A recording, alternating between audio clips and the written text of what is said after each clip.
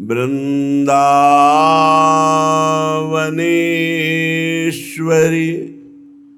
तवैव पदारविन्दम्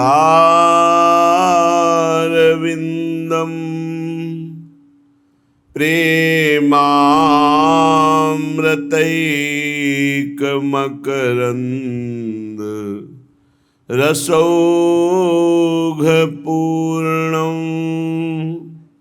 हृद्यर्पितं मधुपतेः स्मरतापमुग्रम्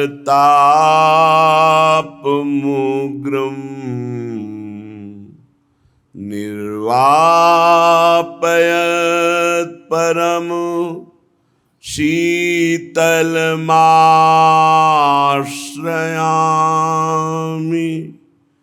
परम शीतल माश्रयामि। हे करुणामयी, हे पतित पावन लाडली जू, बहुत जन्म व्यतीत हो गए आपसे विमुख भय।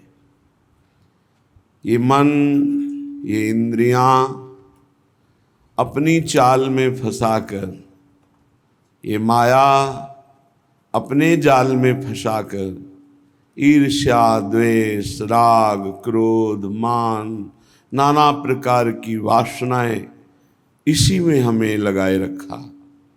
हे स्वामिनी, जन्म सब यों ही बीत गयो,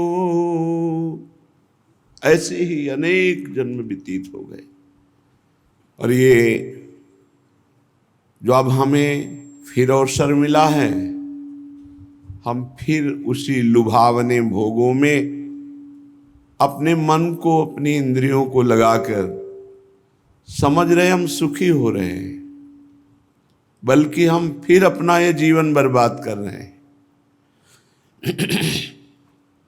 अनंत जन्मों से जो गलती होती है वही गलती अब भी हो रही है। उसी को मैं अब भी सुख मान रहा हूं, जिससे हमारा परम मंगल होना है, परम लाभ होना है इष्ट और गुरुदेव से। उनसे हमारी वृत्तियां ही विमुख हैं। और जीव ये समझ सकता है कि प्रभु और गुरुदेव से विमुख होने पर कैसी दुर्दशा होती है। बिना आग के जलता है। परम शीतलमाश्रयामि, स्वामिनी जी के चरण, गुरुदेव के चरण। जो संकट है, विपत्ति है, दुख है, नाना प्रकार की समस्याएं हैं, अज्ञान के कारण है। जो गुरुदेव की शरण में, इष्ट देव की शरण में है, समस्त दुर्गुण दुराचार प्रवृत्तियों का नाश इनकी शरणागति, इनके चिंतन से है। पर हमारी फिर वही दुर्दशा है। हमारी इंद्रियां, मन संसार को सत्य मानकर, व्यवहार को सत्य मानकर प्रभु को भूले हुए समय को नष्ट कर रहे हैं। हे स्वामिनी जू, प्रीति रीति ही माही न जागी, नहीं सत्संग भयो। सत्संग में आ भी गए तो अच्छा नहीं लगता, क्योंकि अपने मन का संग अच्छा लगता है। मन कहता है ये भोग मिल जाए तो सुखी, मन कहता है सब मेरे अनुकूल हो जाए तो सुखी। ये नहीं सीखा कि मैं इष्ट और गुरु के अनुकूल बनूं, ये नहीं सीखा मैं शास्त्र की आज्ञा के अनुकूल बनूं। इंद्रियों का गुलाम, मन का गुलाम पूरी सृष्टि से अपनी अनुकूलता चाहता है। स्वप्न में भी अनुकूलता नहीं मिल सकती, दंड विधान और हो जाएगा। एक प्रसंग में देखा कि एक राजा बड़ा पुण्यात्मा था। उसका केवल एक अपराध बना,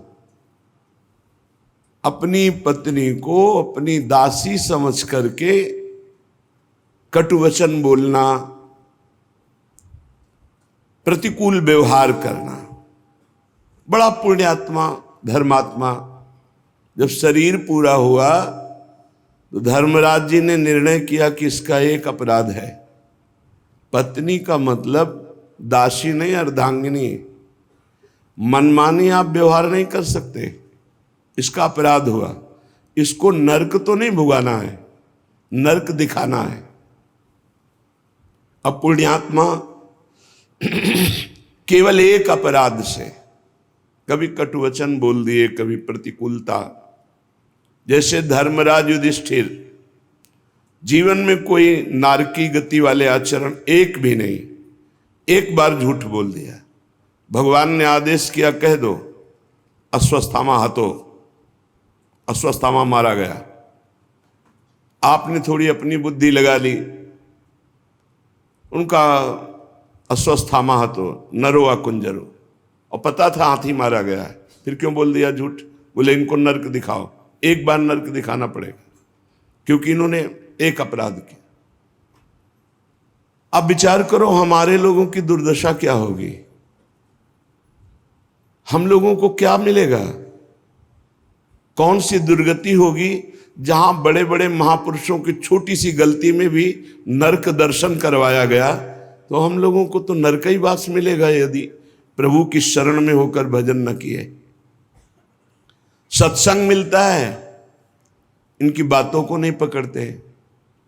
सत्संग अमृत है, पर इसकी बात को पकड़ो सत्संग की, नहीं मनमानी सोच, मनमानी चिंतन, मनमानी आचरण। क्या करेगा सत्संग? थोड़ी देर सत्संग सुन लिया, फिर मनमानी आचरण नहीं। जय श्री हरिवंश नरक गति दुर्भर, यम द्वारे कटियत नक्शी के। छोटी सी भी गलती का दंड मिलेगा, एक सेकंड भी जो आपने गलत किया है उसका भी दंड मिलेगा। कोई भी हो, जो भक्त है अगर उससे गलती होती है, भगवान का शरणागत है, तो हृदय जलता है, पश्चाताप होता है, और भगवान से त्राहिमाम, तो क्षमा हो जाता है, अवसर है। हे प्रिया, जो आपने सत्संग दिया पर हमने सत्संग को स्वीकार नहीं किया। पूरा सत्संग सुना, इसके बाद शब्द क्या स्वीकार किया? कुछ नहीं। तो मिला क्या? जितनी देर सत्संग में बैठे वो समय तो सार्थक गया, लेकिन वचन ना मानने के कारण सत्संग का जो लाभ मिलना चाहिए वो नहीं मिला। जहां मृत्यु लोक के सुख की बात क्या कही जाए, स्वर्ग सुख की बात क्या कही जाए, मोक्ष सुख भी जिस सत्संग की तुलना में नहीं रखा गया, तात स्वर्ग अपवर्ग सुख। फिर वहां हम नारकी गतियों को प्राप्त होने वाले आचरणों में सुख। लव मात्र का सत्संग हमारे जीवन का परिवर्तन कर दे, पर हम स्वीकार तो करें। हम मन को, बुद्धि को सत्संग के मनन और निश्चय में तो लगावें, तब हमारे हृदय में प्रीति रीति जागृत हो। भोरी सखी कह रहे, जन्म सब यूं ही बीत गयो, कोटि कुकर्म किए निशिवासर, छिनहु न नाम लयो, भजन भावना ये न परसी, विषयन सहज गयो लाड़िली, जन्म सब यूं ही बीत गयो। प्रियाजू, इन दुष्ट इंद्रियों ने, मन ने कुकर्म ही करवाया। कुकर्म जो शास्त्र विरुद्ध है। रात दिन नाना प्रकार की भोग वासना का चिंतन करते हुए व्यतीत हो रहे हैं। आपका निरंतर नाम, आपका ध्यान, आपकी लीला गुण श्रवण, आपका चिंतन नहीं हो रहा है। हे किशोरी जो ये जन्म मिला है भजन करते हुए आपकी भावना में डूबे, पर भावना तो स्पर्श भी नहीं हो रही, बस भोगों की कल्पना चल रही, आपकी भावना नहीं। विषयों ने ऐसे फंसा लिया जैसे कोई दलदल में फंस जाए, अब हे लाडली जो आप ही निकाल सकती हो। हा राधे नहीं को मेरो, कबहू न टेरी कहो, सब ही भांति कुटिलपन लीन हो, कोटि प्रपंच ठयो, जन्म सब यूं ही बीत गयो। हा राधा, हा लाडली, आपके सिवा मेरा कोई नहीं है, कभी आर्त भाव से ऐसा नहीं पुकारते।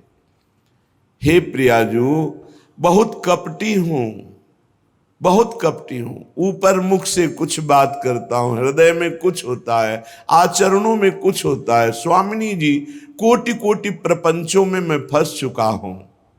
एक अवलंब न को सूझत, तन मन विकल भयो, एक कृपालु बान की भोरी, बस हिये भरोस भयो, हिये भरोस भयो, जन्म सब यों ही बीत गयो।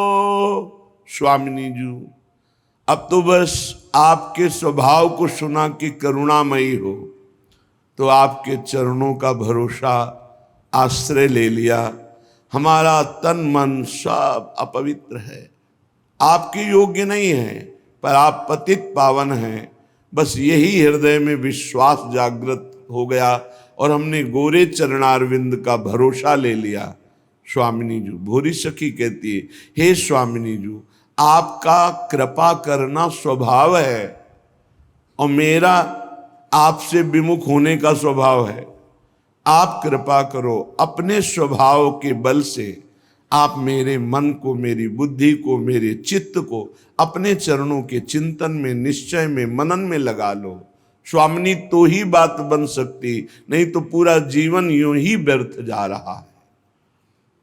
हृदय से प्रभु के सामने रोना चाहिए, प्रार्थना करनी चाहिए, अपनी हृदय की स्थिति स्वामिनी जी के सामने निवेदन करना चाहिए। कभी तो सुनेंगी और जिस दिन सुन लिए उसी दिन निहाल हो जाओगे, आनंद में मगन हो जाओगे। ये जो मन बुद्धि इंद्रियां हैं, यही आनंद से हमें वंचित किए हैं, और यही जब प्रभु में लग जाएंगी तो यही हमारी मित्र हो जाएंगी, यही हमें आनंद सिंधु में डुबो देंगी। श्रीपाद प्रबोधानंद जी महाराज कह रहे हैं, जिसे वृंदावन आने को मिला, थोड़ा भी समय वृंदावन रहने को मिला या अखंडवास मिला, तो वृंदारण्य अद्भुत रसमयी चेतसः काप्यवस्था। यहां रहने मात्र से कोई अद्भुत प्रेममयी अवस्था जागृत होती है, जो अन्य उपासनाओं में प्रेम का आनंद मिलता है। वृंदावन कुछ ऐसी अवस्था प्रकट करता है कि वह प्रेमानंद भी एक बिंदु के समान लगता है। कह रहे, वृंदारण्य अद्भुत रसमयी चेतसः काप्यवस्था, प्रेमानंदान पिच परमान बिंदु मात्री करोति। जो वृंदावन का वास आश्रय ले लेता है, तो वृंदावन अपने प्रभाव से उसके हृदय में ऐसी दिव्य भाव अवस्था प्रकट करता है कि अन्य बाहर जो उपासना पद्धतियां हैं, उनसे जो प्रेम का आनंद मिलता है वो बिंदु मात्र हो जाता है। ऐसा उत्तम प्रेम वृंदावन प्रकाशित करता है। पर किनके हृदय में? आगे की पंक्ति में कहते हैं, जो मिथ्या दुखात्मक विषय गैरिंद्रियैर वंचितस्तान, जिसने झूठे भोगों से अपने मन और इंद्रियों को हटा लिया है, नहीं भोगना इस जन्म। देखो, हमारे हरि गुरु इतने कृपालु, हम जो चाहेंगे वो हमें देना प्रारंभ कर देंगे। जो इच्छा करियो मन माही, हरि प्रसाद कछ दुर्लभ नाही। पर सच्चाई तो यह है कि हम अपने हरि गुरु से भोग न मांगे, हरि गुरु से अनुकूलता न मांगे, हरि गुरु से लौकिक दुलार न मांगे। हम मांगे कि आप हमें डांट लगाओ, आप हमें वो प्रतिकूलता तिरस्कार दो जिससे भगवत प्राप्ति होती है, जिससे संसार का राग नष्ट होकर, शरीर का राग नष्ट होकर रात दिन भजन करके भगवत प्रेम प्राप्त होता है। हमको वो तिरस्कार, वो अपमान, वो प्रतिकूलता मिले, हमको वो अनुकूलता न मिले जिससे हम प्रभु को भूल जाएं। मिथ्या दुखात्मक विषय गैरेंद्रियर वंचित स्थान, जो मिथ्या भोगों को भोगने में वृंदावन आए और यहां भी वही संसारिकता, ऐसा करने वालों को तो प्रेमानंद का अनुभव नहीं होगा। नैवम प्राप्तुम प्रभवति जनो देव माया स्त्री अंधा, वो अंधा पुरुष ये नहीं देख पा रहा कि स्त्री शरीर में भगवान विराजमान है। जिधर दृष्टि गई बस काम भाव, बस भोग बुद्धि, बस अपवित्र विचार। तो नैवम प्राप्तम प्रभवति, फिर यहां रहते हुए उसको ये अनुभव नहीं होगा। जो वृंदारण्य अद्भुत रसमयी चेतसा काप्यवस्था, चित्त की कोई अद्भुत अवस्था वृंदावन अपने प्रभाव से प्रकाशित करता है।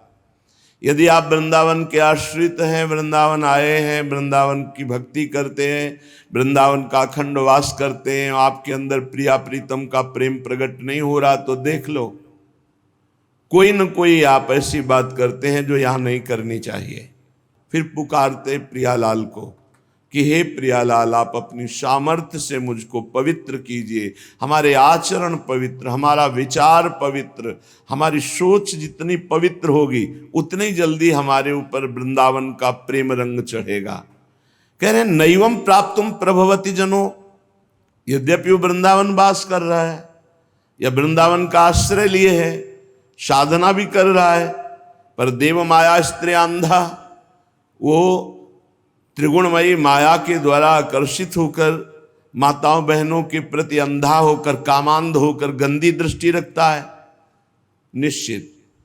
निश्चित उसके अंदर प्रेम प्रकट नहीं होगा जब तक संपूर्ण संसार की स्त्रियों में जगदम्बा भाव नहीं होगा। जननी सम जानहि पर नारी, धन पराए बिसते बिस भारी, जिन्हीं राम तुम प्राण प्यारे, तिनके मन शुभ सदन तुम्हारे। जो संपूर्ण जगत की स्त्रियों को माता के भाव में देखता है, गृहस्थ है तो अपनी पत्नी को छोड़कर अन्यत्र सर्वत्र पवित्र भाव, दूसरे के धन को विष के समान समझता है, चोरी कपट छल आदि से लेना बिल्कुल स्वीकार नहीं। और प्रभु जो आपको प्राणों से भी अधिक प्यार करता है, उसके मन में सदैव प्रभु विराजमान रहते हैं। जो राधा नाम का निरंतर रटन करता है, तो राधा नाम प्रभाव क्या प्रकट करता है? द्वैतम प्रोंजन मधुर मधुरानंत कांति प्रवाहई, शेषम सम्मूर्छयद जगत दिव्य रूपांग भंगई। राधा राधा, तो इस द्वैत प्रपंच का नाश हो जाएगा तुम्हारी दृष्टि से। देखो, जब निर्मल चश्मा चढ़ता है तभी असली वस्तु दिखाई देती है। अगर कोई और रंग चढ़ा है तो वस्तु असली नहीं दिखाई देगी। हरा चढ़ा तो हरा दिखाई देगी, लाल तो लाल, काला तो काला। अगर एकदम निर्मल श्वेत तो जैसा है वैसा दिखाई देगा। तो त्रिगुण का चश्मा चढ़ा है इसलिए हमें सच्चिदानंद तत्व नहीं दिखाई दे रहा। संसार का विस्मरण, निरंतर राधा नाम का स्मरण, तो द्वैत प्रोंजन मधुर मधुरानंत कांति प्रवाह, जिनके श्री अंगों से ऐसी मधुराति मधुर कांति प्रकाशित हो रही, शोभा प्रकाशित हो रही। शेषम सम्मूर्छयद जगद, संपूर्ण विश्व में कोई ऐसा नहीं जो प्यारी जू का रूप देखकर मूर्छित न हो जाए। यहां तक कि अखिल कोटि ब्रह्मांड नायक प्रभु भी मुकुट किधर गिर रहा है, पीतांबर किधर खिसक रहा है, बंसी कहां, सब विस्मरण हो गया। ऐसा प्यारी जू का रूप ये राधा नाम से प्रकाशित होगा। जितना नाम जप करोगे द्वैत प्रपंच का नाश होकर एक तत्व का बोध और फिर राधा रूप का प्रकाश। तो सब्रीड़ोद्य स्मित सुधा मधुरा पांग दिग्धेश विद्धे। उपासक की सिद्धि सी बात की है कि सारे जगत में एक तत्व का दर्शन हो जाए। जब तक ये नहीं होगा तब तक वो जीवन मुक्त नहीं हो सकता, किसी भी मार्ग का उपासक हो।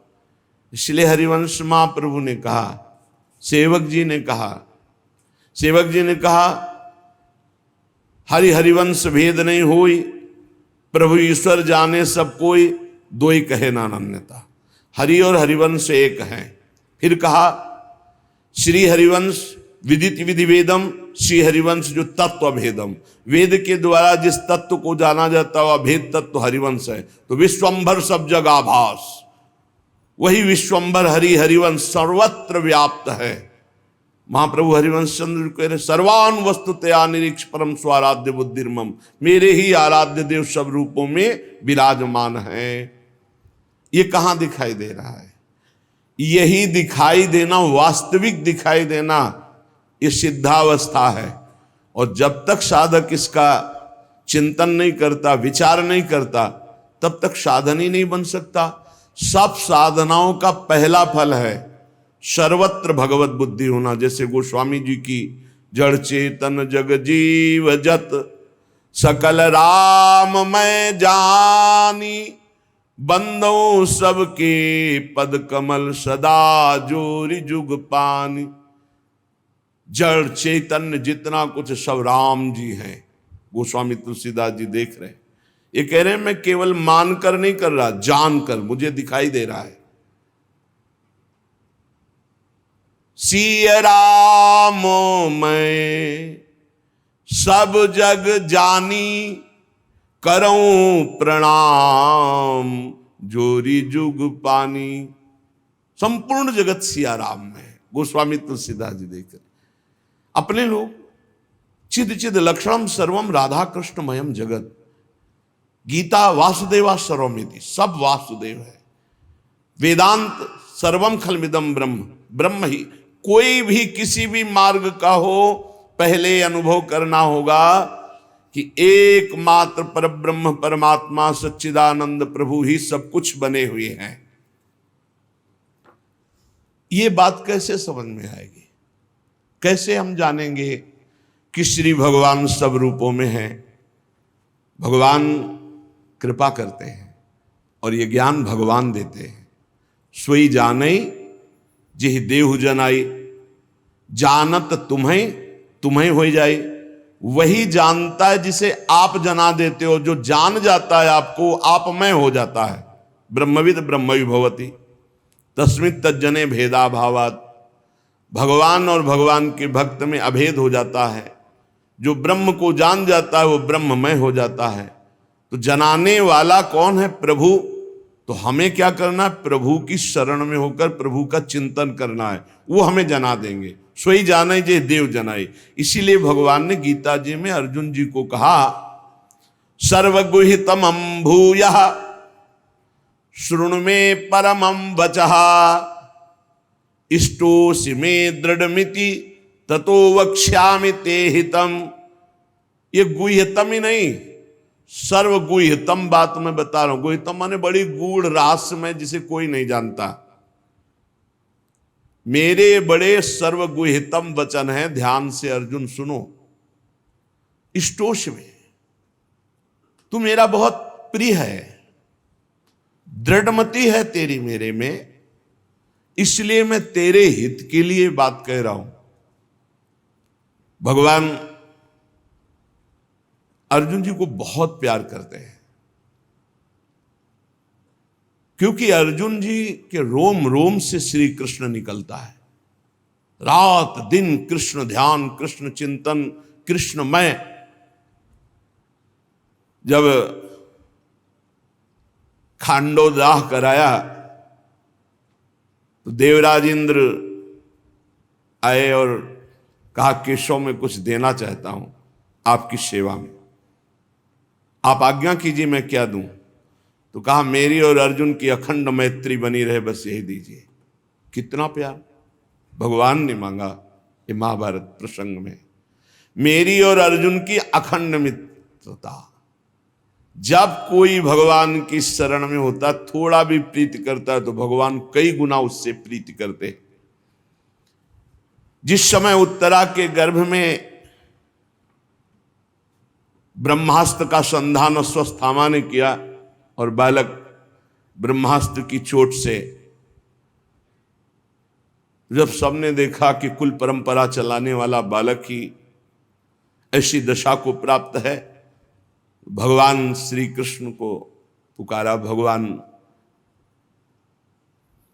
करुणा करके जो वचन बोले, भगवान ने कहा कि यदि मेरी और अर्जुन की निष्कपट मित्रता है तो ये बालक अभी जीवित हो जाए।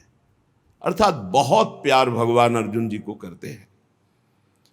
अर्जुन के प्रति इतना घनिष्ठ प्यार है कि आप देखो, जहां अर्जुन की पादुका है वहां सारथी बने हुए जगत बंदनी भगवान बैठे। प्रीति का स्वरूप तो देखो, इसीलिए कहा प्रीति की रीति रंगीलो ही जाने। प्रीति का निर्वाह करना, प्रीति की रीति को तो स्वयं श्री भगवान ही जानते हैं।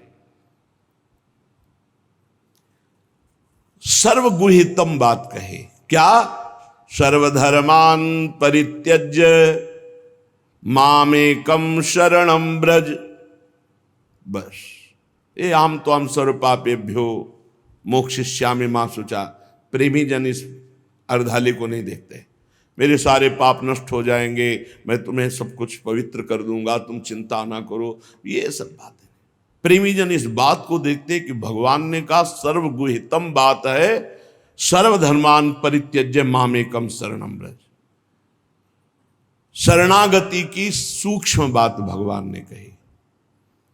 बहुत से धर्म हैं जिनमें लोग फंसे रहते हैं, पति धर्म, पत्नी धर्म, पुत्र धर्म, गृहस्थ धर्म, कुल धर्म, ना जाने कितने धर्म। भगवान आदेश कर रहे हैं कि तुम चिंता मत करो, यदि अपना परम मंगल, परम कल्याण और तत्वबोध चाहते हो तो मुझ जगत गुरु की शरण में आ जाओ। सब धर्मों का त्याग, एकमात्र मेरी शरण, हरि शरणम मम। कोई कोई इसकी व्याख्या करते हैं कि भगवान ने इंद्रियों के धर्मों के त्याग की बात कही है।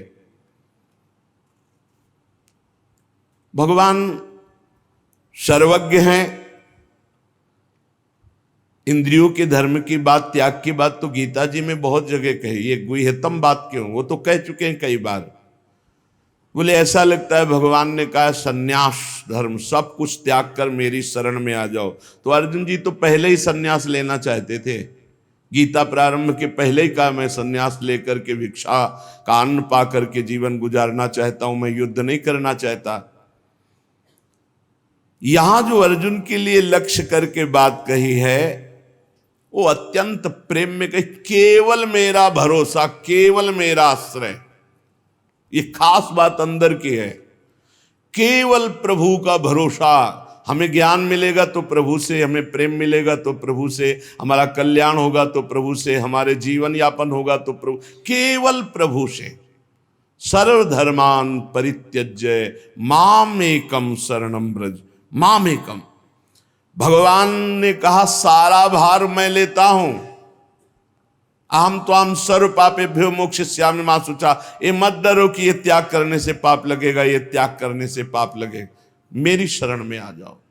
खास बात ये, जीव नहीं आ पाता, किसी न किसी वस्तु व्यक्ति का आश्रय लिए रहता है। वो भगवान की मांग है कि सर्वधर्मान परित्यज्य। अधर्म तो वैसे ही भक्ति से छूट जाता है, पर धर्म का भी त्याग करके परम धर्म, सावई पुंसाम परो धर्मो यतो भक्ति अधोक्षजे, जिससे भगवान श्री हरि के चरणारविंद की अहेतुकी भक्ति, अबाध भक्ति जागृत हो, उसे कहते हैं परम धर्म।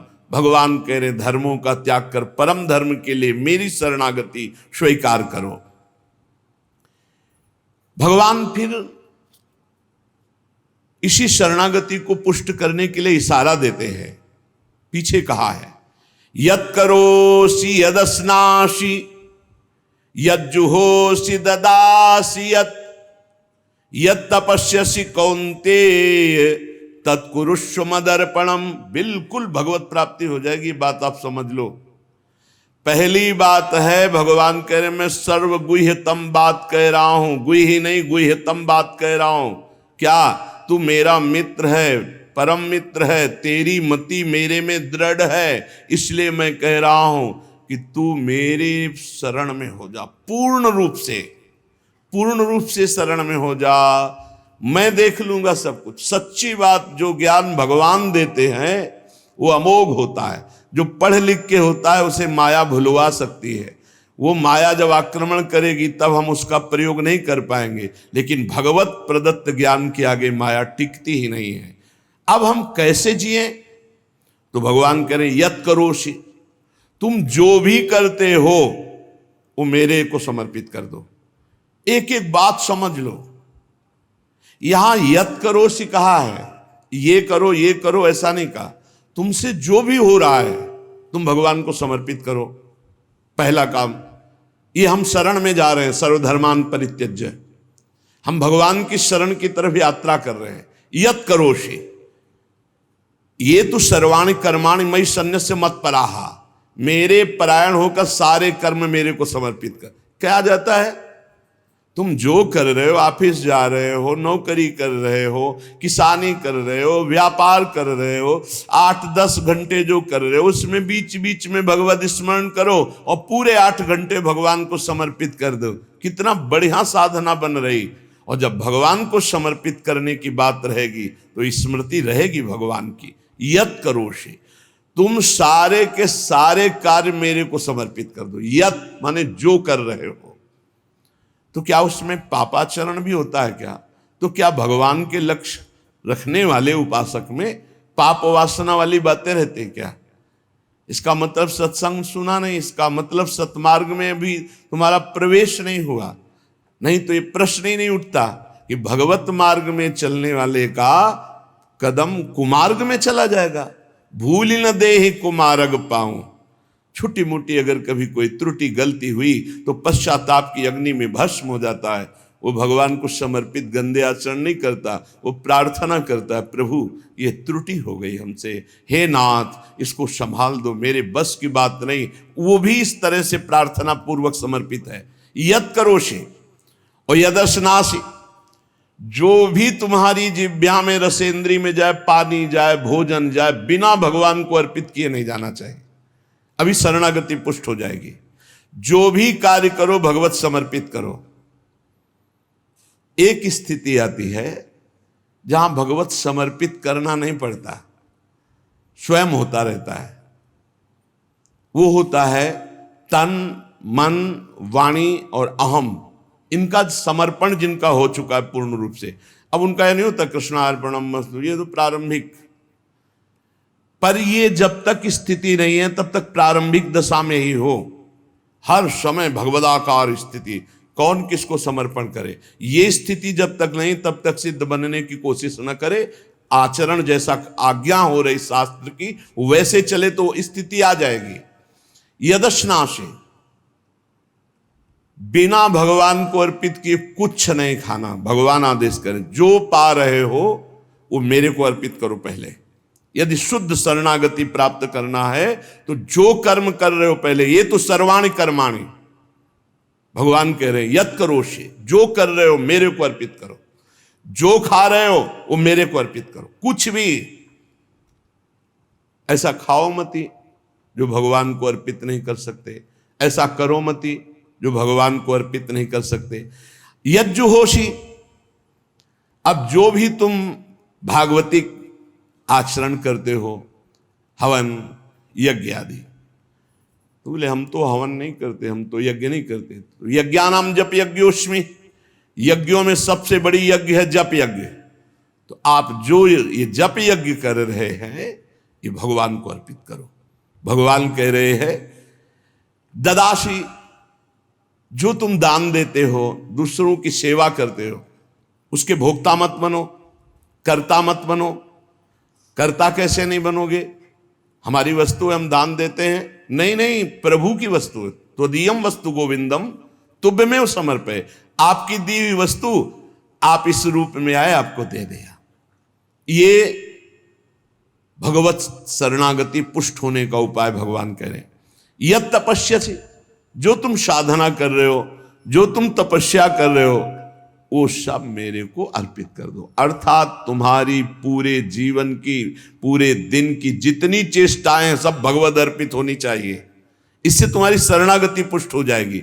यद करोसि यदस्नासि यद जुहोसि ददासि यद तपस्यसि कौन्तेय तत्कुरुष मदर्पणम, मेरे को अर्पित कर दो। अब ध्यान रखना, अब अपनी कमी की चिंता नहीं करनी, क्योंकि हमने भगवान को सब कुछ अर्पित कर, और कमी रहेगी नहीं। कमी रहती है अहंकार के कारण, भगवत विमुक्ता के कारण। फिर भी आपको संतुष्ट करने के लिए कह रहे हैं कि जैसे हम अपना मकान किसी को दे देते हैं, तो मकान में जाले लगे हैं या टूटा है या कुछ भी बिगड़ा है, अब ये सारी जिम्मेवारी जिसने मकान खरीद लिया, ले लिया, उसकी होती है। वो मरम्मत करवाएगा, वो सफाई करवाएगा। ऐसे ही हम अपने तन को, अपने मन को, अपने प्राणों को, अपने जीवन को जीवननाथ प्रिया प्रीतम के चरणों में समर्पित कर दिया। अब हमको बेपरवाह रहना है इस विषय से। अब हमारा क्या होगा, हमको ये चिंता नहीं करनी। अगर चिंता है तो शरणागति नहीं हुई। अगर ये चिंता है कि मेरा क्या होगा, तो शरणागति नहीं हुई। सोचो, संसार में कोई तुम्हें प्यार नहीं करता, मान लो बात। जो प्रिया, जो प्यार करके अपने महल में रखे, सुविधाओं के द्वारा तुम्हारा भरण पोषण कर रहे, तुम उनके प्रति रोना नहीं आता? उनके प्रति तुम्हें ये गुस्सा आता है कि ये प्रतिकूलता क्यों दे दी, हमारी ये अनुकूलता की बात थी, अनुकूलता क्यों नहीं दी? अरे जिनसे तुम अनुकूलता की आशा करते थे वो तो तुम्हें देखना नहीं चाहते। अंतर की बात तुम्हें बता रहे हैं। और जिनको तुम कभी माने नहीं, जिनके लिए कभी कुछ किया नहीं, वो तुम्हें अहेतुकी प्यार से लबालब डुबो रहे, फिर भी तुम्हारे अंदर गुस्सा आता है प्रभु के प्रति। तुम हो कौन? अरे तुम भगवद अंश हो, भगवान के द्वारा शरीर दिया गया, भगवान के द्वारा सारी व्यवस्था दी गई, तुम्हारा अस्तित्व ही श्री भगवान है। समर्पित हो जाओ तो फिर चिंता भी खत्म हो जाएगी, सब कुछ उनकी कृपा से हो जाएगा। तुम चिंता मत करो, चिंतन करो। भगवान हमें मोक्ष दे दे, भगवान हमें स्वर्ग दे दे, भगवान हमें अनुकूलता दे दे, भगवान हमें अमुक वस्तु दे दे, ऐसा सोचने वाला समर्पण नहीं हुआ, अभी शरणागत नहीं हुआ। सर्व समर्पण में ये सोच ही नहीं रह जाती। जब तक अहंकार है तब तक समर्पण का नाटक है, समर्पण नहीं। अहंकार है वहां सर्व समर्पण नहीं है।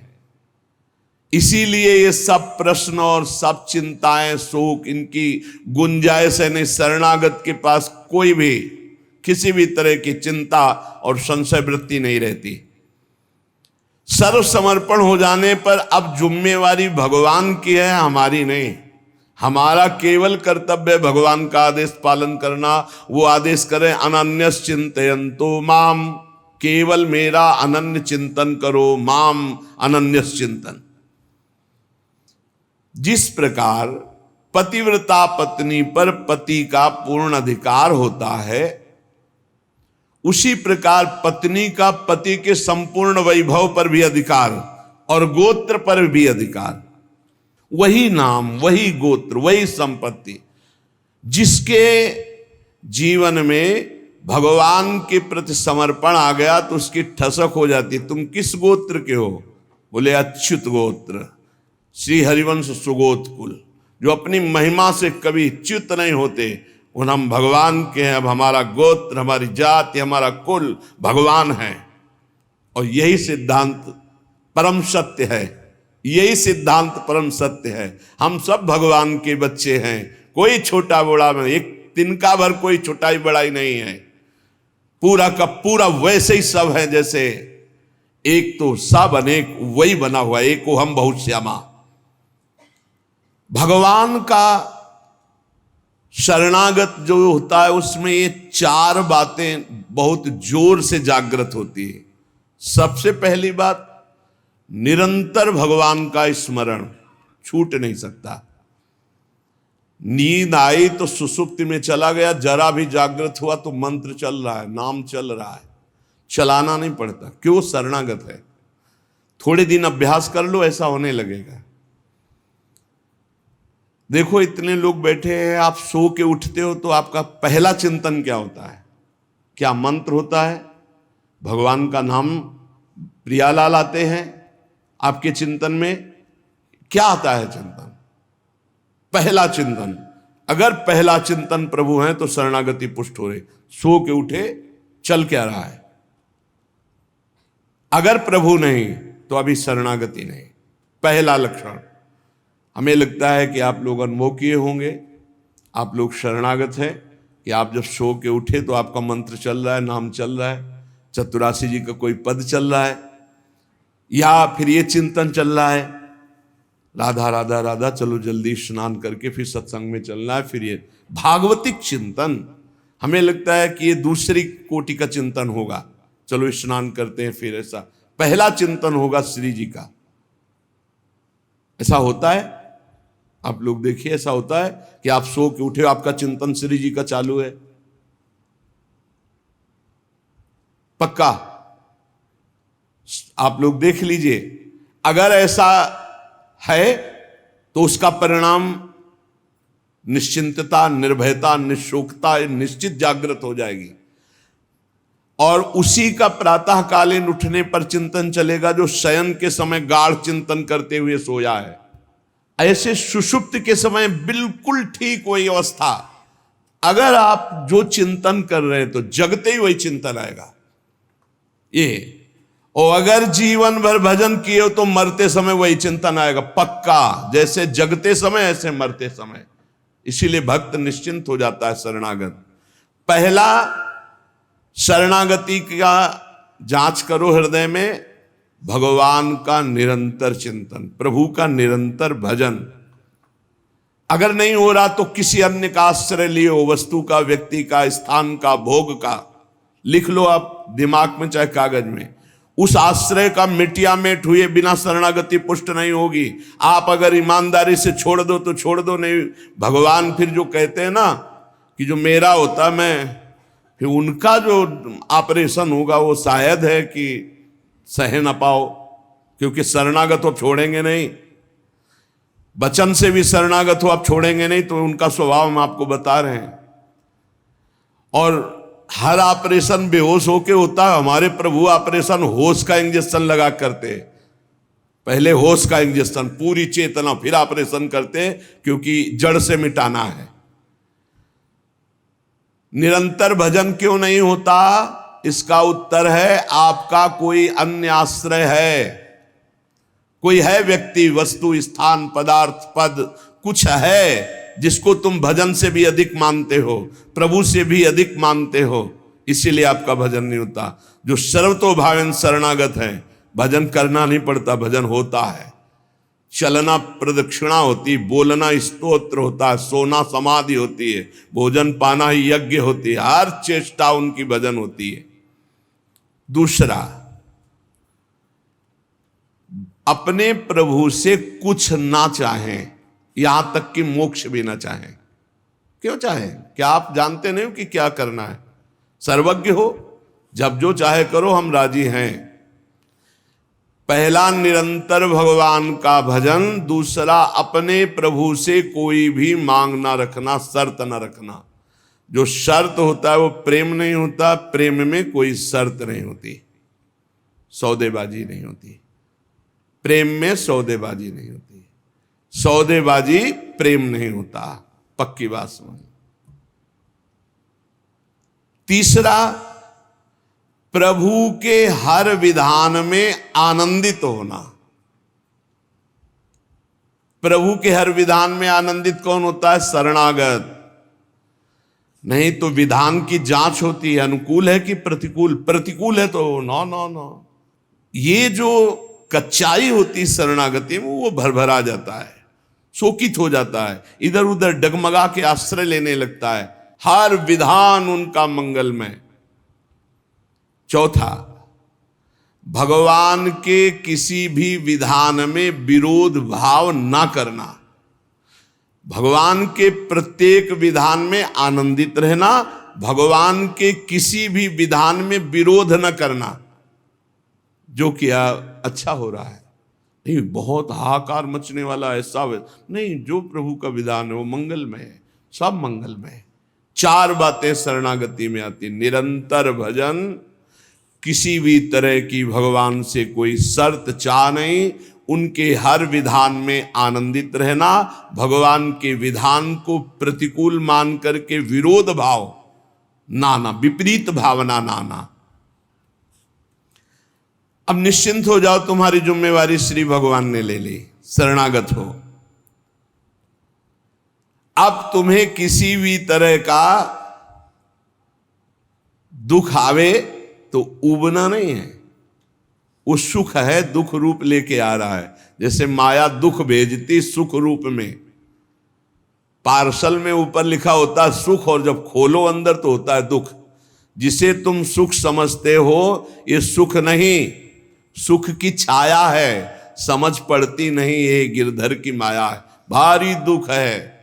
दुखालयम शाश्वतम में जो भी पोस्ट आता है आपके पास वो दुखद ही है। माया भेजती है सामने वस्तु व्यक्ति स्थान, उसके परिणाम में अशांति, दुख और आपके भजन की हानि, पक्का ये देख लीजिए।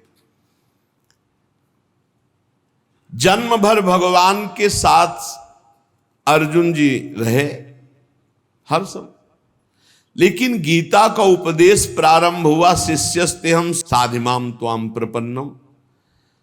प्रपन्न से ही ज्ञान की उत्पत्ति होती है। जो भगवान की शरणागति, उसी से शुद्ध ज्ञान होता है। तब तक भगवान अंदर बैठे हैं, ज्ञान प्रकाशित नहीं करेंगे। जैसे अर्जुन जी के साथ रहते हुए गीता को उपदेश कब दिया, जब अर्जुन जी ने कहा शिष्यस्तेहम साधिमाम त्वाम प्रपन्नम, मैं आपका शिष्य हूं, आपका शरणागत हूं, आप मुझे ज्ञान।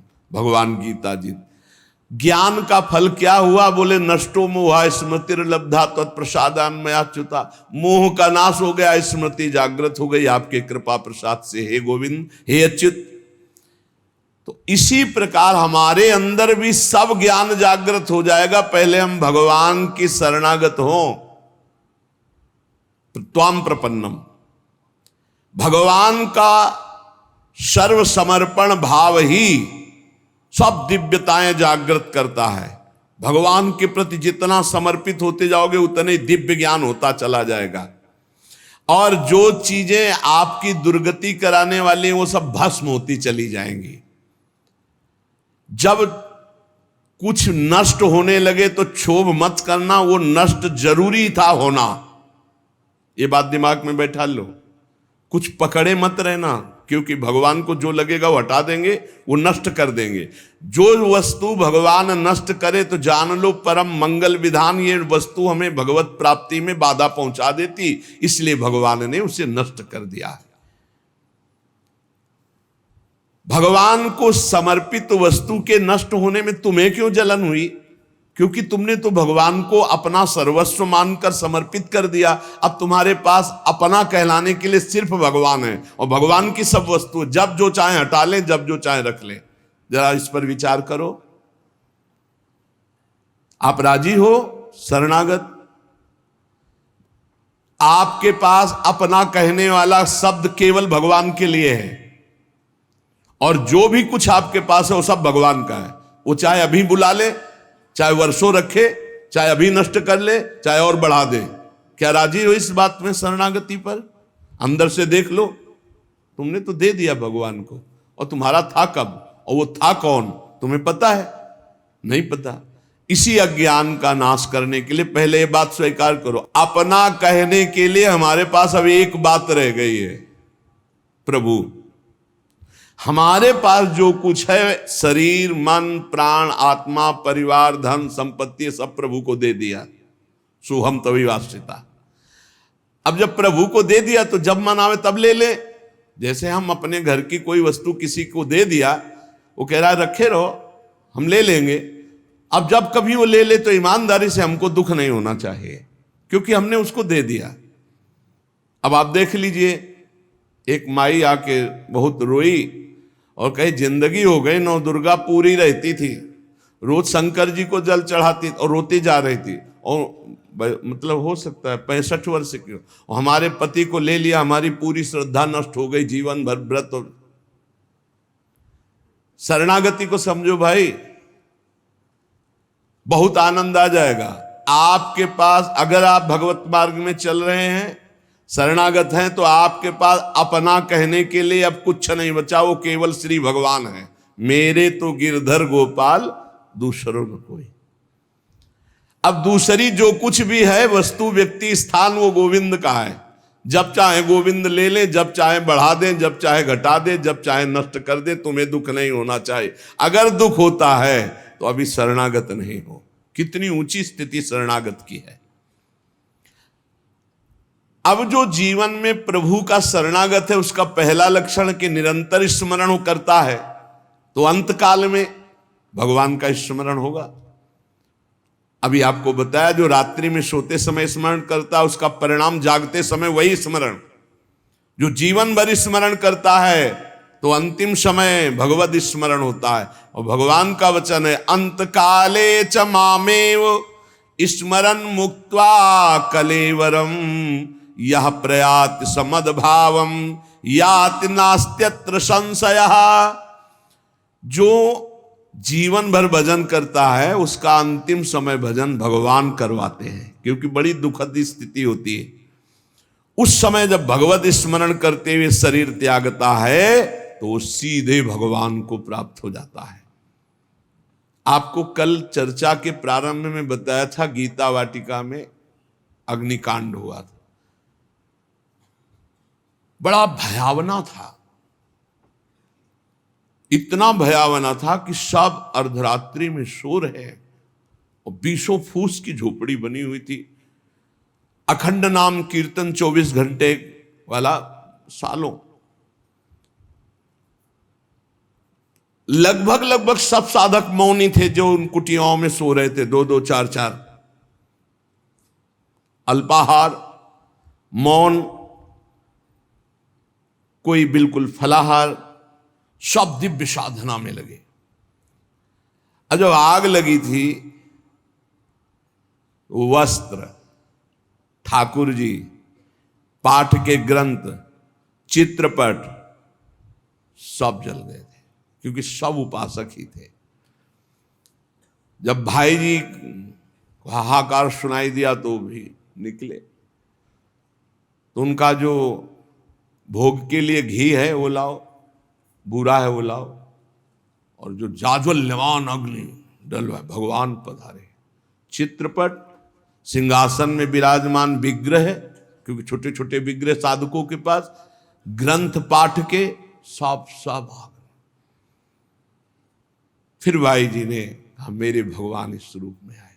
फिर साधकों को समझाया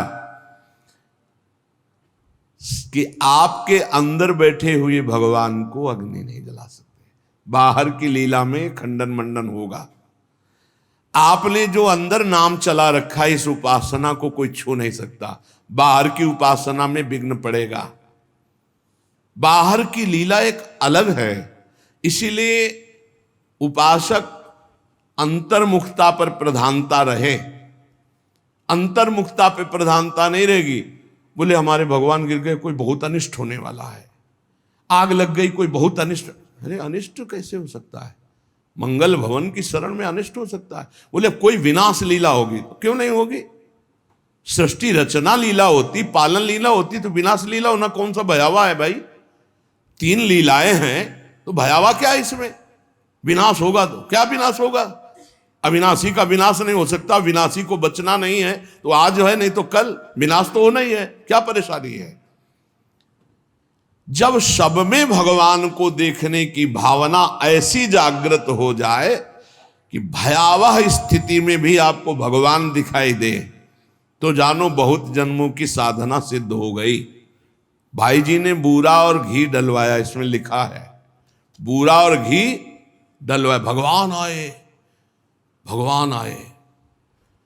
बहुनाम जन्मनाम अन्ते ज्ञानवान माम प्रपद्यते वासुदेवा सर्वमिति सा महात्मा सुदुर्लभा।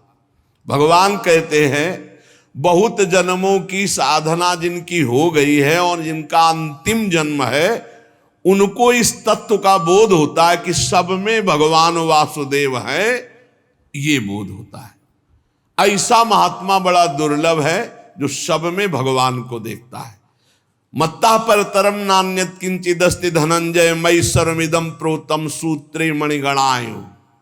भगवान कहते हैं जैसे सूत की माला में सूत की मणियां, तो मणियां और माला सब कुछ सूत ही है, ऐसे ही भगवान में ये जगत भगवान में है। भगवान के सिवा मत्ता परतरम नान्यत, मेरे सिवा कुछ अलग नहीं है। मैं ऐसे हूं जैसे सूत और सूत की मणियां, मुझे छोड़कर कुछ नहीं है, मैं ही मैं हूं। ये जिस साधक को अनुभव में हो जाता है वो महात्मा दुर्लभ है। ऐसा दुर्लभ है। सब में कुछ है नहीं, विश्व में पूरे एकमात्र भगवान बने हुए हैं। जिसकी ऐसी स्थिति हो जाती है वो किसी भयावह स्थिति में भी क्षुब्ध नहीं होता।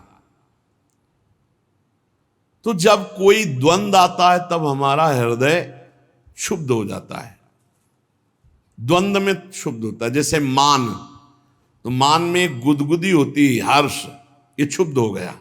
अपमान, अपमान में एक जलन होती है, क्षोभ, ये क्षुब्ध हो गया। द्वंद अपना क्षोभ प्रदान करते ही हैं। जिसको द्वंद का क्षोभ प्रदान हो रहा है अंदर, वो अभी वासुदेवा स्वरमिति वाला महात्मा नहीं है। वो साधक अभी भगवत भाव को नहीं प्राप्त हुआ है। जगत में अनुकूलता प्रतिकूलता पदार्थों की, व्यक्तियों की, घटना परिस्थितियों की जीवन भर आती रहेगी। बहुत सुंदर प्रसंग है अगर समझ पाओ।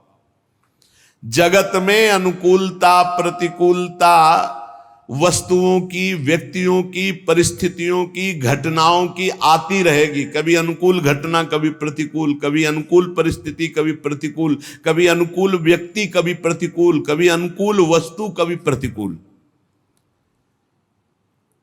अनुकूल की चाह नहीं, प्रतिकूल के नाश की चाह नहीं। वो है वासुदेवा स्वरमिति महात्मा। अनुकूल की बाट नहीं देखता, प्रतिकूल के नाश होने की बाट नहीं देखता। क्यों? क्योंकि उसको अनुकूल प्रतिकूल नहीं, भगवान का विधान दिखाई देता है। विहाय कामान्य सर्वान् पुमाश्चरति निस्पृहा निर्ममो निरहंकारा स शांतिमधिगच्छति। वो ऐसी शांति को प्राप्त है कि अनुकूलता प्रतिकूलता वस्तु व्यक्ति स्थान उसके हृदय में हलचल नहीं पैदा कर सकते। क्यों? क्योंकि विहाय कामान्य, उसने सारी कामनाएं त्याग कर भगवान की शरणागति स्वीकार की है। बहुत उत्तम प्रसंग, यदि ध्यान से सुन पाओ, पवित्र हृदय होगा तो पकड़ पाओगे। जो संसार में किसी से कोई भी चाहत नहीं रखता, सर्वान् पुमाश्चरति निस्पृहा, जो निष्प्रिय होकर के संसार में विचरता है, कोई भी कामना नहीं रखता, किसी से ममता नहीं है, कहीं अहंकार नहीं है, वो ऐसी दिव्य शांति को प्राप्त है कि कोई भी द्वंद हलचल पैदा कर ही नहीं सकते। विहाय कामान्य सर्वान् पुमाश्चरति निस्पृहा निर्ममो निरहंकारा स शांतिमधिगच्छति। भगवान को सर्वत्र देखने के लिए उपासक को ये जन्म और ये साधना मिली है। और जो सर्वत्र देखता है उसको कहीं भी भयावा नहीं नजर आता, अपना प्रभु दिखाई देता है। जब तक तुम सर्वत्र भगवान को नहीं देखोगे, ना अनन्य भक्त कहलाओगे और ना तुम्हें शांति मिलेगी। भगवान श्री राम जी महाराज हनुमान जी महाराज को कहते हैं, सो अनन्य गति जाके असमति न टरे हनुमंत, मैं सेवक सचराचर रूप स्वामी भगवंत। पूरा चराचर जगत भगवान का रूप है और समस्त चराचर जगत का मैं सेवक हूं, ऐसा अनन्य भक्त है। अगर ऐसा नहीं तो अनन्य भक्त वो नहीं है। अन्य पूरी सृष्टि में ना रह जा, केवल अपने प्रभु। ऐसे को कभी अशांति नहीं होती, परम शांति रहती।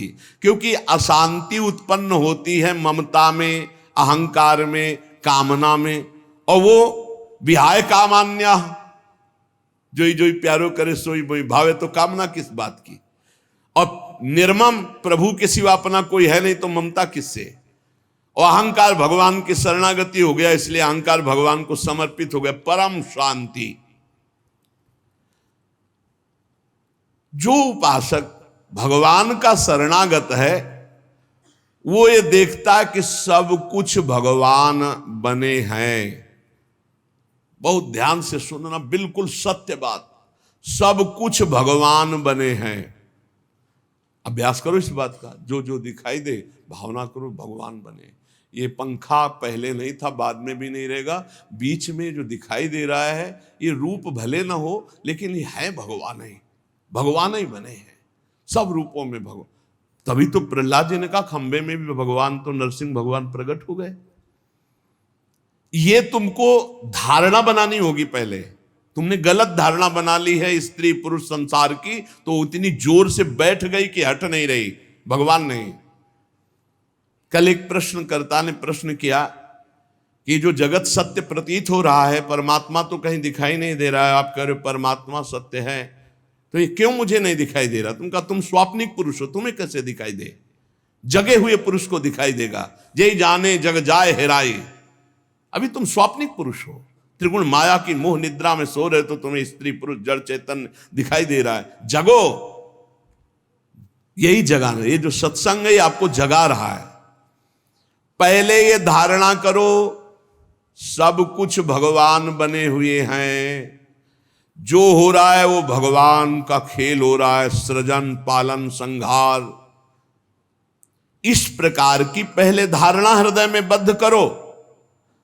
इतनी बद्धमूल हो जाए कि भयावह से भयावह परिस्थिति में तुम्हें दिखाई दे कि भगवान है। पक्का मुझे दिखाई भले नहीं दे रहे, लेकिन भगवान है। शास्त्र कहता है, सदगुरु कहते हैं, आचार्य कहते हैं। प्रतिकूल से प्रतिकूल परिस्थिति में तुम्हें भगवदानंद की अनुभूति होगी। प्रतिकूलता में द्वेष नहीं होगा, अनुकूलता में राग नहीं होगा। प्रतिकूलता अनुकूलता दोनों में भगवान की कृपा विधान लीला दिखाई देगी। भगवान की लीला दृष्टि आते ही तुम्हारे चित्त में अपार आनंद, अपार शांति होगी। शांति आने में सुख में डूब जाओगे। पहले धारणा करो सब कुछ भगवान बने हुए, पक्का। सर्वम खलमिदम ब्रह्म ने नानास्ति किंचन ईशावास्यमिदम सर्वम यत् किंचे जगत्याम जगत। कोई कण ऐसा नहीं जहां भगवान ना हो। ये परम सत्य है।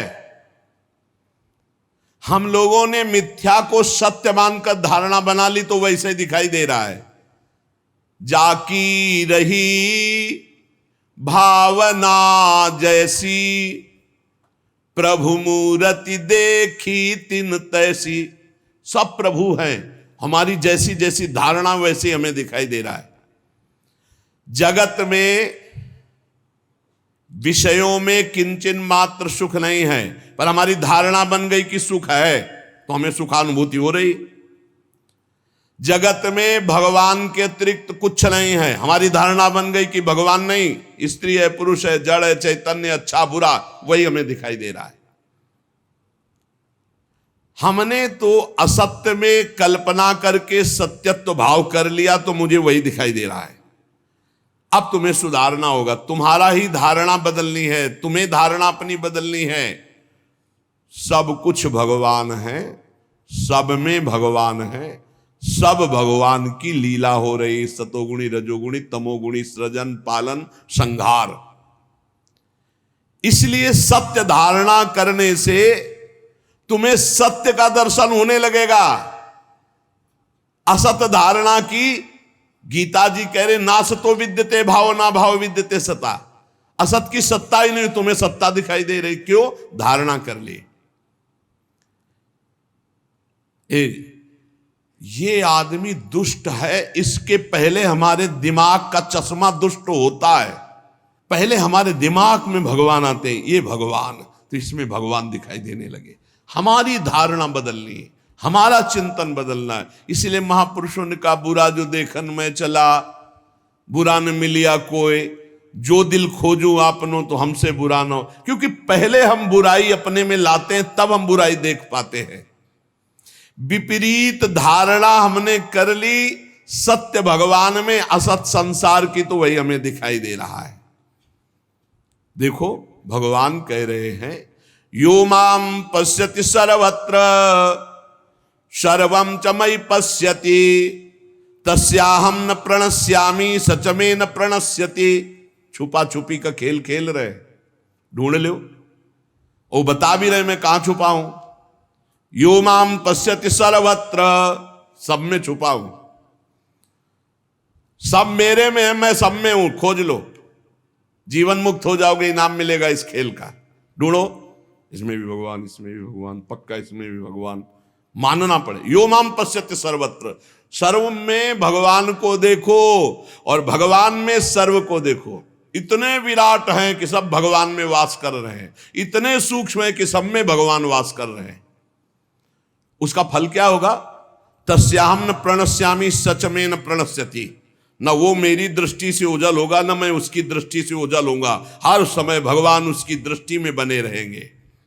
अतएव साधक की परिपक्व साधना का स्वरूप है सब घटनाओं में, सब व्यक्तियों में, सब वस्तुओं में भगवान को देखना। फिर अनुकूलता, प्रतिकूलता, मान अपमान, निंदा, स्तुति वाली दृष्टि ही नहीं रहेगी। सच्ची मानिए, सच्ची साधना का आरंभ होते ही राग द्वेष नष्ट होने लगते हैं। इसका पता लगाओ अपने हृदय में कि राग द्वेष नष्ट हो रहा है कि नहीं, अनुकूलता प्रतिकूलता का कितना प्रभाव पड़ रहा है। ये पता लगाना चाहिए साधक को, कितने अंश में राग द्वेष कम हुआ है, घट रहा है या बढ़ रहा है। साधक अपने मन की स्थिति के अनुसार ठीक ठीक देख सकता है। बड़े से बड़ा सुख आने पर साधक के हृदय में हर्ष नहीं होना चाहिए, अनुकूलता, मान, सुख, और बड़े से बड़ा दुख, प्रतिकूलता, अपमान होने पर क्षोभ नहीं होना चाहिए। अकस्मात आपको सूचना मिलती भारी आपका मंगल होने वाला, कोई ऐसी घटना, आपकी मुस्कुराहट में कोई फर्क ना पड़े, आप साधु हो, आप साधक हो, भारी से भारी विपत्ति की सूचना मिलने पर आपके चित्त में क्षोभ, हलचल नहीं होनी चाहिए। क्यों? भगवान का संहारात्मक खेल हो रहा है। बड़े लीला बिहारी अपने परिवार को अपने सामने कटते हुए बाएं जंघा पर दायां पैर चढ़ाए हुए आराम मुद्रा में पीपल के पेड़ के नीचे बैठे, सामने पूरा परिवार कट रहा है, एक दूसरे को काट रहे हैं यदुवंशियों।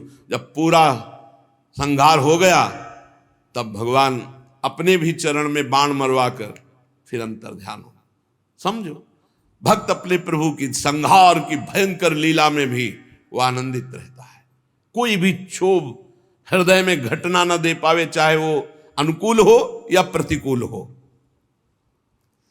बड़े से बड़ा दुख प्राप्त होने पर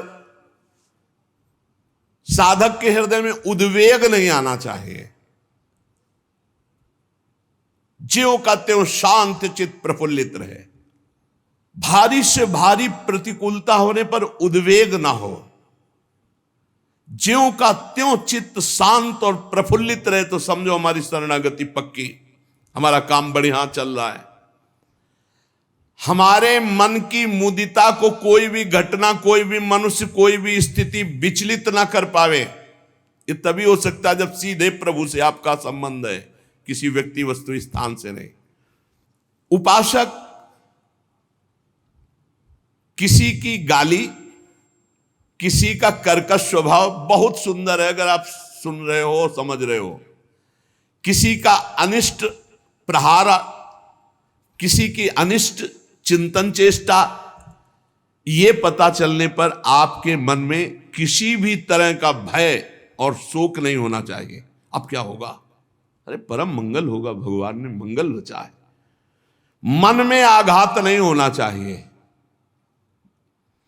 किसी भी घटना का मन में आघात नहीं होना, और मन में आघात होता नहीं है, ध्यान रखना, क्योंकि मन अमूर्त है। आघात शरीर पे होता है, मन स्वीकृति से आघात होता है। पकड़ना, हमारी बात को पकड़ना, अगर मन को आनंदित रखना चाहते हो। मन अमूर्त है, उस पर किसी का आघात, पत्थर मारोगे तो शरीर पे लगेगा, मन पे नहीं। और मन आनंदित है ना, तो शरीर की पीड़ा का कोई फर्क नहीं पड़ता। अमुक शब्द अपमान कारक, अमुक शब्द नाम गाली, अमुक शब्द नाम शाप, अमुक शब्द नाम अपमान, ये हमारी जब स्वीकृति हो, इसने मुझे गाली दिया, क्योंकि ये शब्द जो बोल रहा है गाली है और मेरा अपमान है, तब मन में प्रहार लगता है। विचार के द्वारा मन में प्रहार लगता है, डायरेक्ट नहीं। मन अमूर्त है, मन को नहीं मारा जा सकता, उस पर कोई चोट नहीं लगती। ये केवल स्वीकृति मानने से चोट लगती है मन में। शरीर पर चोट लगे और मन में चोट न लगे तो मुस्कुरा कर सह सकते हो, और मन में चोट लगे, शरीर में चोट न लगे तो आह भरोगे, रात दिन जलोगे। साधक में ये नहीं होता। साधक के अंगों में क्षोभ, पिटाई, मारपीट, लेकिन उसका मन प्रसन्न रहता है। कई संतों के जीवन में ऐसे आए हैं जिनमें उनका अपमान किया गया, उनको पीटा गया, उनके, लेकिन उनके स्वभाव में उनके कोई शोक या कोई क्षोभ या ऐसी घटना क्यों हुई, ऐसा प्रश्न ही नहीं हुआ, प्रश्न ही नहीं हुआ। कैसे क्यों नहीं हुआ? क्योंकि जैसे डॉक्टर को समर्पित है, वो कहाँ चीरा लगा रहा है, कहाँ क्या कर रहा है, पर हमें पता है कि डॉक्टर है, ये जो भी कर रहा है हमारे रोग निवृत्ति के लिए कर रहा है। एक डॉक्टर को समर्पित प्रश्न नहीं करता कि अरे यहाँ क्यों चीर दिया, ऐसा क्यों कर दिया, नहीं, वो अपने हिसाब से पूरा हम समर्पित है, और इतना समर्पित है कि डॉक्टर पहले लिखवा लेता कि मर गए तो मेरी जिम्मेवारी नहीं। और यहाँ हमारे डॉक्टर अमर करेंगे पक्का, मरने का तो सवाल ही नहीं है, अमर करेंगे तुम्हें, अविनाशी पद पर स्थित करेंगे। इन पर क्यों चीची करते हो?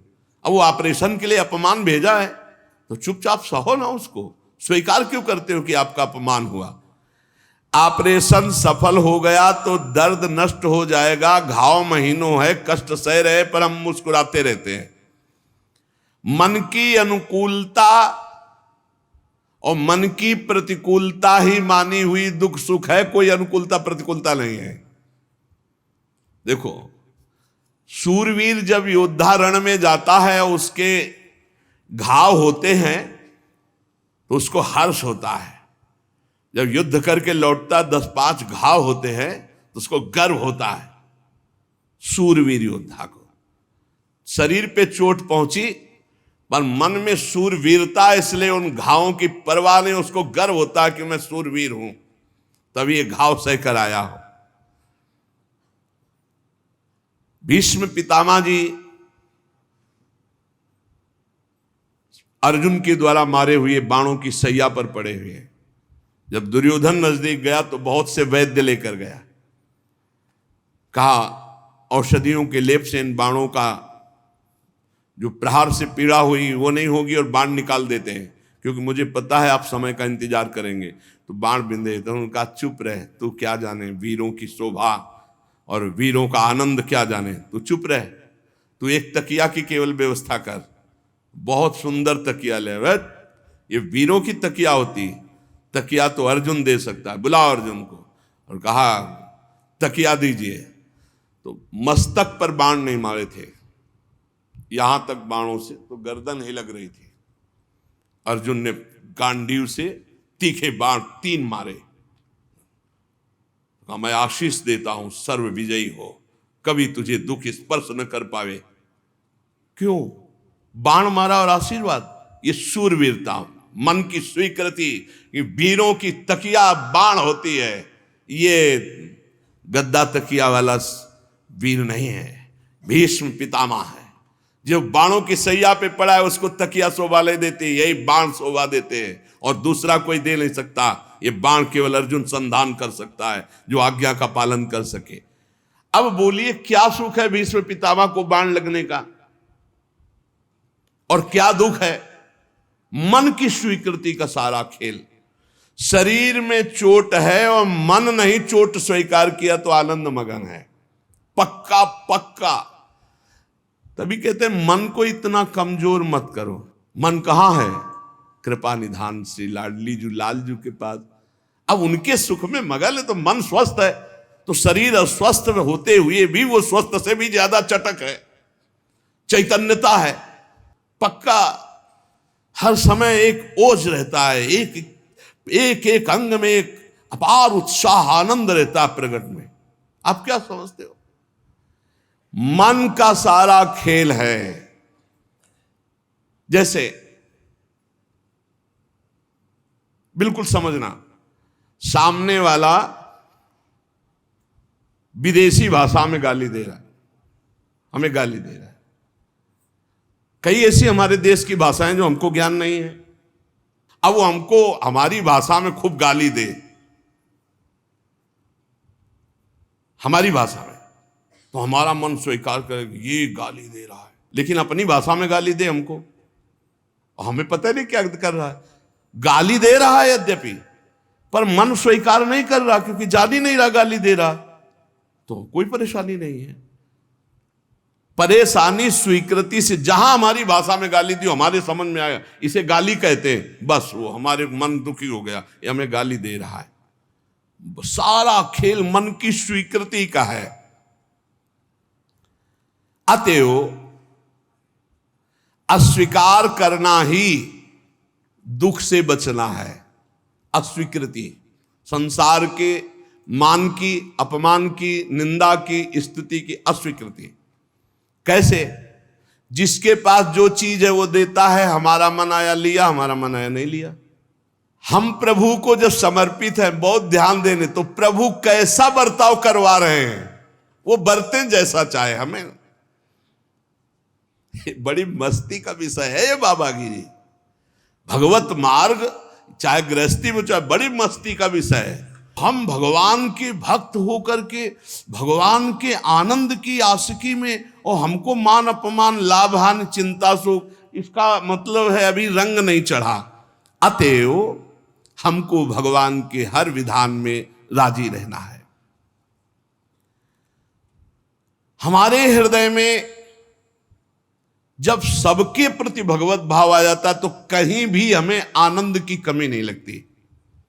विष्णु पुराण में एक कथा आती है, हिरण्यकश्यपु बहुत से उपाय करके हार गया, तो संडामर्क को बुलाया, ये प्रहलाद जी को शिक्षा देते थे, और कहा कि तुम वैदिक मंत्रों के ज्ञाता हो, तुम दिव्य शक्ति संपन्न हो, तुम भयानक कृत्या उत्पन्न करो और कृत्या से मारो प्रहलाद को। अब प्रहलाद की रक्षा भगवान कर रहे थे। पहले तो भयानक मंत्रों से अभिषिक्त कल के शूल संडामर्क ने प्रहलाद जी को ऊपर प्रहार किया। वो शूल भगवान का एक स्वभाव है, शरणागत भक्त के कहीं भी किसी भी तरह के कष्ट को वो अपने ऊपर सीधे लेते हैं, ये भगवान का एक स्वभाव। जब रावण ने क्रोधित होकर के बहुत ही विषम ऐसी शक्ति संधान करके शूल मारा कि विभीषण निश्चित पधार जाते, तो तुरंत विभीषण पाछे मेला, सन्मुख राम सहयो सोई, पूरी अपनी छाती पर उस वार सहा भगवान ने। तो देखा प्रहलाद जी ने कि भगवान श्रीहरि सामने, और शूल भगवान श्रीहरि के अंग का भेदन तो कर ही नहीं सकता, नष्ट हो गया। और ये किसी ने नहीं देखा, ये केवल प्रहलाद जी ने देखा कि भगवान श्रीहरि सामने, कहीं खरोच भी नहीं आई। हिरण्यकश्यप की प्रेरणा से भयानक कृत्या का अविचार उत्पन्न किया। बहुत भयानक होता है ये, जिसे गांव में मूठ कहते हैं, और शास्त्रीय भाषा में अविचार प्रयोग कहते हैं, मारण अविचार। ये अमोघ होता है, पक्का मरेगा मरेगा। अगर वो नहीं मरा तो तीन में कोई न कोई मरेगा, या तो जिसके ऊपर भेजा गया वो मरे, या अगर वहां कोई पावर हुआ और उसने वापस किया तो जिन्होंने पैदा किया मंत्रवेत्ता वो मरेंगे, ब्रह्म ऋषि, और या फिर जिसने करवाया है। तीन में एक मरेगा, पक्का मरेगा। अगर वो अभिचार का प्रयोग हो गया तो बचेगा नहीं। ये शास्त्रीय सिद्धांत है। अब जे ही अभिचार का प्रयोग, मारण का प्रयोग प्रहलाद जी के ऊपर मंत्रों का कृत्या का किया गया, वहां तो भगवान श्री हरि सामने खड़े, प्रहलाद जी के सामने ही रहते थे। वही तो जिसको आंख मिल गई वही देख पाता है भगवान को। अब वो तुरंत कृत्या वापस हुई और उसने जाके संडा मर्क जी को वही उठा के पटक दिया और नष्ट कर दिया, मार दिया। संडा मर्क जी का मरण पूरा फैल गया कि कृत्या ने संडा मर्क को मार डाला। अब वो पुरोहित पुत्र हैं, गुरु स्वरूप हैं। प्रहलाद जी नजदीक गए और उनके चरणों के पास बैठकर चरण सहलाते हुए कहा, हे हरि, मैंने संपूर्ण सृष्टि में आपको देखा है, अगर आपके सिवा मैंने और किसी को नहीं देखा तो इस मेरी दृष्टि के प्रभाव से मेरे गुरुदेव के पुत्र जीवित हो जाए। संडामर्क जी तत्काल उठकर बैठ गए। प्रहलाद जी भगवान के सिवा किसी को नहीं देखा और सब में भगवान को देखा। वही कह रहे, भगवान के सिवा किसी को नहीं देखा तो इस सिद्ध सत्य के प्रभाव से ये जीवित हो जाते। उसी समय संडामर्क जी जीवित हो गए। जब उनको पता चला कि मेरे जीवन दान देने वाले प्रहलाद जी तो चरणों में गिर गए कि मैंने तो आपके लिए सूल प्रकट किया, कृत्या प्रकट की, आप वहां भी भगवान का दर्शन प्रहलाद जी कर रहे हैं।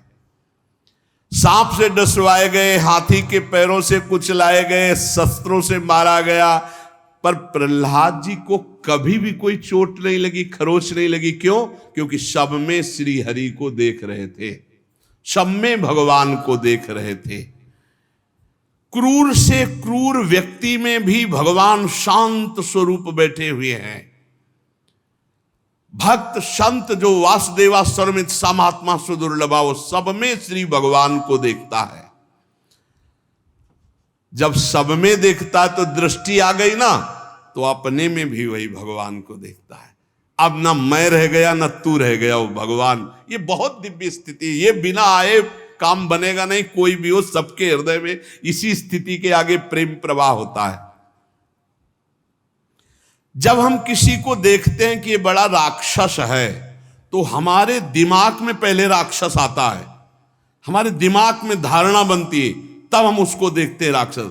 ऐसे हम जब किसी को देखते हैं कि तो भगवान का साक्षात, तो हमारे दिमाग में पहले भाव आता है भगवान का। हमको अपने दिमाग को ठीक करना है, हमें अपनी मानसिकता ठीक करनी, यही साधना है। एक संत भगवान की सेवा में एक साधक रहते थे, तो उनका, महाराज जी बहुत दिन हो गए हम गुरु मंत्र लेना चाहते और हमें कोई चमत्कार अंदर से अनुभव में नहीं हो रहा आपकी सेवा में। तो उनका, भाई अगर चमत्कार की बात है तो फिर तुम्हें कसौटी में लेना पड़ेगा हमें। बोले महाराज हम तो आपकी सेवा में हैं। बोले गंगा स्नान करके आओ, हम मंत्र देते हैं, लेकिन क्रोध नहीं आना चाहिए तुम्हारे अंदर। अगर क्रोध आया तो अहंकार है, अहंकार है तो शरणागति नहीं, शरणागति नहीं तो चमत्कार कैसे प्रकट होगा। बोले बिल्कुल महाराज। तो बोले हम आपको दीक्षा देंगे फिर आपका। वो गंगा स्नान करने गए तो एक सोहनी लगाने वाली, कूड़ा करकट समेटने वाली माई आया करती थी। उस माई से कहा ये नहा के आएगा, पूरा का पूरा कूड़ा दोना पत्तल सब उसके ऊपर डाल दो, जो गांव से भी लाती हो और जो यहां से भी है। जो आज्ञा महाराज। अब वो झाड़ू लिए माई इंतजार कर, जो ही गंगा नहा के बड़े उत्साह से आ रहे थे, गुरु जी की सेवा में जाएंगे, मंत्र मिलेगा और चमत्कार प्रकट होगा। तो पूरा ऐसे डाल दिया। बस तुझे समझ में नहीं आता, गंगा स्नान करके आ रहे हो क्या क्या। वो तो महाराज ने कहा था कि कुछ भी कहे बुरा मत मानना, चले जाओ। नजदीक आए, महाराज गंगा स्नान करके आ रहे तो उसने ऐसा, क्या बोला आपने? लोग गुस्सा आ गया। ऐसा नहीं, अभी चलो। अभी 1 साल नहीं, 1 साल के बाद फिर जाओ आज गंगा स्नान। फिर उसको कहा जो गांव की सोहनी लगा के कूड़ा करकट सब अब डालना, जो ही ऊपर डाला। तो इस बार गाली गलौज तो नहीं किया, भाव टेढ़ी की और कहा तुम्हें समझ में नहीं आता, हम ही मिले तुमको ऐसा करने के लिए, मतलब बुरा लगा। गए, कहा भाई कैसा? बोले गुरुजी हृदय तो जला और गालियां तो नहीं दी पर बुरा लगा। बोले अभी 1 साल नहीं, और साधन करो। अगली बार जब तो बिल्कुल सावधान थे, कुछ भी हो कुछ भी, बिल्कुल अंदर बुरा नहीं लगना चाहिए, नहीं गुरु कृपा नहीं होगी। वो फिर ऐसे पूरी ने उनका धन्य है माता, आपकी कृपा धन्य है, आप ऐसे रोज कृपा करा करो, हम आपके चरणों की वंदना करते हैं। मुस्कुराए, गए। गुरुजी ने कहा कैसा रहा? बोले बहुत कृपा रही गुरुजी, हमने चरण वंदना की और बिल्कुल गुस्सा नहीं आया, बिल्कुल अहम समर्पित। तब उन्होंने मंत्र दान, अहंकार समर्पित हो जाए, दिव्यता तो अपने आप घेर लेगी। मई सर्वाणि कर्माणि मई संन्यास अध्यात्म चेतसा। अध्यात्म चेतसा पर भगवान बहुत जोर दे रहे हैं। निरंतर जो मेरा चिंतन करता है, चित्त जब भगवान में लगा हुआ है, तो फिर काम क्रोध लोभ मोह मद मत्सर इनकी गुंजाइश नहीं रह जाती। उपासक जो आज सत्संग हुआ उसको समझे कि हमारे जीवन की साधना का फल है, जितना विक्षेप है वो सब एक साथ अगर आ जाए तो भी हम विचलित ना हो, शांत रहें। इसके लिए हमें शरणागति के लिए यद करो। भगवान कहते जो करते हो यदर्नाश, जो खाते हो, जो दान देते हो, जो तपस्या करते हो, वो सब मेरे को समर्पित कर दो। उसके परिणाम में तुम्हारा अहम समर्पित होगा। अहम समर्पित होते ही दिव्य अनुभव भगवान तुम्हें करा देंगे। भगवान की कृपा से तत्व ज्ञान होता है, भगवान की कृपा से प्रेम होता है, भगवान की कृपा से इस माया से हमारा उद्धार होता है। तो जो हम सुने उसका मनन करें। 4 बातें फिर दोबारा सुन लीजिए। शरणागति में पहला सबसे निरंतर अपने इष्ट देव का भजन।